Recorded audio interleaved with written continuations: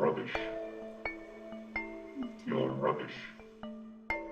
You're a waste of space. Can you go away, please?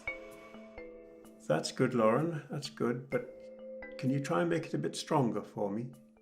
Sit up, look at him, and tell him to go away, okay? Okay. Avatar therapy is for people who hear distressing auditory hallucinations or voices. So these are mainly people who have diagnoses of schizophrenia and related conditions. A computer system is used to create a face representing the entity that the person usually believes is behind their voices, and a copy of the voice they hear. And the software is remarkable in that it can produce a complete range of voices, voice transforms, so that we get a very high match of what the person experiences to what they see on the computer. Whenever his friends asked him if he would like to go out with them, he would only answer, I don't know. He wouldn't say yes, and he wouldn't say no either. So the therapy is delivered over 6 sessions, each of about 10 minutes long, where the person is having a dialogue with their avatar. And gradually the avatar changes in response to the person standing up to it. So as the person says, I'm tired of hearing this, leave me alone, the avatar gradually concedes. The whole experience changes from something that's very frightening to something that's much more in the person's control. Tell him you don't want to hear this rubbish anymore when he comes in with his usual statements.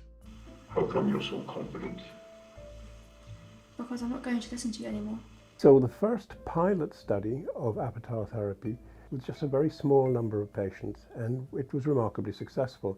We needed to do a larger randomized control trial where we compared avatar therapy to an alternative psychological intervention. There are 150 people in the trial. 75 got avatar therapy, 75 got the alternative therapy.